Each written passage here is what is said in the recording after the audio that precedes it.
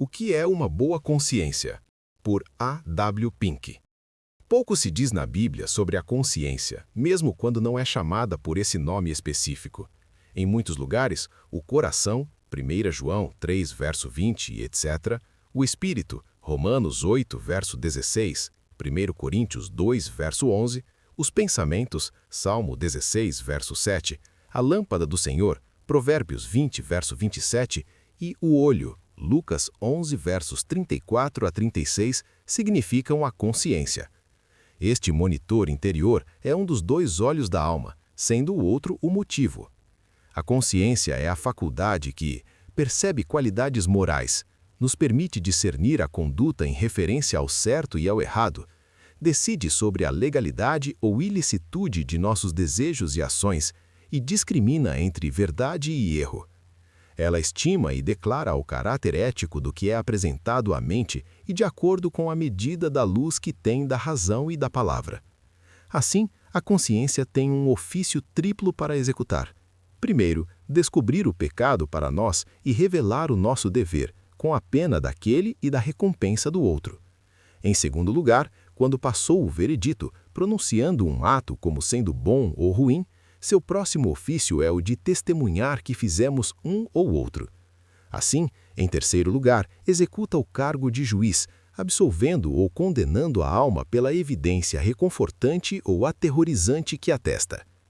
2 vezes lemos de uma consciência pura, 1 Timóteo 3, verso 9 e 1 Timóteo 1, verso 19, e não menos de 6 vezes é uma boa consciência mencionada no Novo Testamento, Atos 23, verso 1, 1 Timóteo 1, verso 19, Hebreus 13, verso 18, 1 Pedro 3, versos 16 e 21. O que então é uma boa consciência?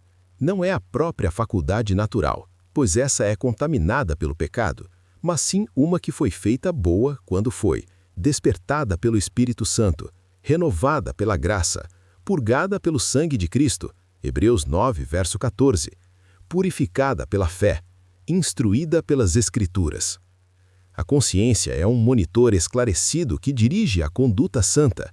É o monitor que coloca Deus diante do crente, movendo seu possuidor para agir como em sua presença, procurando agradá-lo e evitar o que o desagrada, como no caso de José. Como posso fazer esta grande maldade e pecado contra Deus? Gênesis 39, verso 9. Pelo mesmo motivo, faz com que o seu possuidor pese o que ele diz e pondere antes de agir, e, embora falível, ainda assim, de acordo com o melhor de seus conhecimentos, esforça-se honestamente em abster-se do que é mal e para se unir àquilo que é bom. Ele faz de forma imparcial e universal. Eu vivi em toda boa consciência diante de Deus até hoje. Atos 23, verso 1. Assim, uma boa consciência é ter um coração que não censura, mas testifique a meu favor. Uma boa consciência é aquela que desenvolve adequadamente seu ofício. Não trata de forma enganosa, informando ou me lisonjeando erroneamente. No entanto, dizemos novamente que para agir corretamente, a consciência deve estar bem informada, iluminada pela lâmpada da palavra de Deus, pois há um zelo religioso que não é conforme o conhecimento, Romanos 10, verso 2. Então há 2 atividades no serviço de Deus, João 16, verso 2, e austeridades humanamente planejadas, Colossenses 2, verso 20 a 22, que emanam de uma consciência equivocada ou ignorante. Uma boa consciência testemunha que sou sincero ao desejar com todo o meu coração ser feito inteiramente tão santo quanto Deus é santo. Que meus esforços para agradá-lo em todas as coisas e meus desejos ardentes por comunhão inquebrável com Ele são genuínos, e que sou honesto quando confesso minhas falhas repetidas. É uma que é mantida pura e limpa ou despreocupada da culpa e que, mantendo pequenas contas com Deus, prontamente confessa todo o pecado conhecido a Ele e lavando-se diariamente na fonte que foi aberta para o pecado e para a imoralidade. Zacarias 13, verso 1. Portanto, somos exortados a aproximar-nos de Deus com um coração verdadeiro, com plena certeza de fé, isto é, numa firme crença na suficiência do sacrifício de Cristo e uma dependência exclusiva sobre Ele. tendo os nossos corações espargidos e purificados pelo sangue de Cristo de uma consciência maligna. Hebreus 9, verso 14. A manutenção de uma boa consciência é uma parte essencial da piedade pessoal. Disse o apóstolo, e nisto eu me esforço para ter sempre uma consciência sem ofensa com Deus e com os homens. Por meio disso, entendemos que ele observou uma rígida autodisciplina, tendo cuidado de não produzir qualquer ofensa. Paulo empreendeu grandes esforços para preservar a paz interior e esforçou-se para cumprir fielmente todos os deveres exigidos de Deus, tanto para si mesmo quanto para com as suas criaturas, sempre se protegendo contra ofender a Deus ou colocar uma pedra de tropeço diante dos outros. O seu eu me exercito era o lado da responsabilidade humana, o cumprimento de suas obrigações morais. Essa também foi a resolução de Jó. Ele disse, meu coração não me repreenderá enquanto viver. Jó 27, verso 6. Ele estava determinado a conduzir-se de forma que sua consciência não o acusasse por nenhuma ação. Devemos ter o mesmo cuidado de não ofender a consciência ou evitar qualquer coisa que desagrade nossa melhor amiga.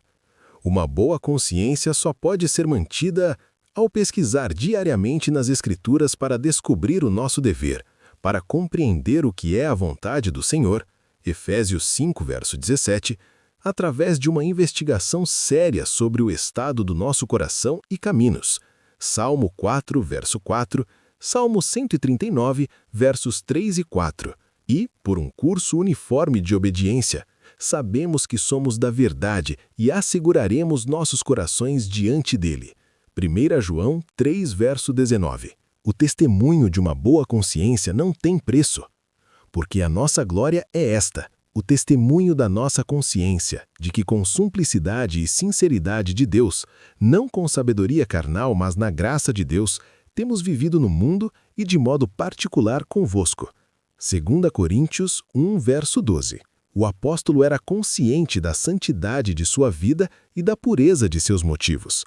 Ele teve um testemunho interno da retidão de suas ações. Embora outros atribuíssem seu serviço zeloso a incitamentos e fins indignos, a consciência atestava sua integridade e piedade. Ele agiu com sinceridade, pois a palavra se opõe à dupla operação. Ele não foi movido pela prudência carnal, mas pela graça de Deus. Não se perguntando, é isto boa política? Ou expediente? Mas é certo? Ele sabia que ele não era dirigido por duplicidade, que seu espírito era sem engano e sua realização era sua alegria. Por isso ele poderia dizer, ainda que antes rejeitamos as coisas que por vergonha se ocultam, não andando com astúcia nem falsificando a palavra de Deus. E assim nos recomendamos a consciência de todo o homem na presença de Deus, pela manifestação da verdade. 2 Coríntios 4, verso 2. Ele temia dispositivos vis, não confiava na força da retórica, mas visava, com um olho único, para a glória de Deus e para o bem das almas, convencer seus ouvintes pela verdade. Aqueles que trabalham para manter a consciência livre de culpa recebem dividendos ricos em troca. Ela fornece um alívio confortável quando somos falsamente acusados e as ameaças injustas são lançadas sobre nós. Fez isso com Jó quando ele foi tão mal interpretado por seus amigos, pois temia não dizer, deixe-me ser pesado em uma balança uniforme para que Deus conheça meu coração. Jó 31, verso 6. Embora Jeremias tenha sido difamado por muitos, ele foi pacientemente assegurado que seus objetivos eram retos, e, portanto, ele não hesitou em expor sua causa a Deus para que provasse os justos e examinasse o coração e a mente. Jeremias 20, versos 10 a 12. Assim também Davi. Julgue-me, ó Senhor, porque andei na minha integridade. Salmo 26, verso 1. Uma consciência limpa nos dá segurança de nos aproximar de Deus e ter liberdade de expressão diante dele. Amados, se nosso coração não nos condena, então confiamos em Deus. 1 João 3, verso 21. É um apoio real sobre problemas e na aproximação da morte. Assim, Ezequias apelou a Deus dizendo, lembra-te agora, ó Senhor, de como andei diante de ti na verdade e com um coração sincero. Isaías 38, verso 3. Em 1 Timóteo 1, verso 5 e 3, verso 9, a fé e a boa consciência estão ligadas. É com a consciência que o Espírito Santo testifica, Romanos 8, verso 16, brilhando em sua própria obra na alma, garantindo nossa sinceridade, dando-nos ver a autenticidade de nossa profissão com tais evidências e frutos da mesma. Aqui estão algumas das qualidades ou características de uma boa consciência. Sinceridade. Infelizmente, como pouca desta virtude agora permanece no mundo de hoje. Os enganos e a hipocrisia abundam em todas as mãos. Não há quase nenhuma fidelidade ou truce, mas onde o temor do Senhor está, há um desejo genuíno em agradá-lo, ternura. Há uma vigilância e sensibilidade de modo que ela mata o sinado em toda ocasião. Até agora, não é indiferente às reivindicações de Deus. O coração é sensível quando elas foram ignoradas. Mesmo para o que muitos consideram ser tão insignificante, uma boa consciência persegue e condena. Fidelidade. Um julgamento constante de nós mesmos diante de Deus e uma medida de nossos caminhos pela palavra de Deus. A opinião favorável dos amigos de uma pessoa não dá satisfação a um homem reto. Não importa quais sejam as crenças e os costumes dos outros, ele não ofenderá conscientemente seu monitor interno. São marcadas as diferenças entre as atuações da consciência natural e das de uma consciência renovada e boa. A consciência natural funciona principalmente por meio do medo servil e terror que impressiona o coração. Geralmente, ela é ferida por omissões totais ou ações grosseiras, mas não por ausência de espiritualidade ou performances superficiais. Isso funciona principalmente quando as convicções são mais fortes, assumindo o dever em tempo de angústia. Na sua aflição, eles me procurarão cedo. Oséias 5, verso 15. Mas uma consciência renovada nos leva a desempenhar o dever por amor a Deus. Se não houvesse um preceito obrigatório, a gratidão levaria a consciência a trazer um agradecimento a Ele. Compartilhe esta mensagem e se inscreva em nosso canal Vida Eterna com Deus.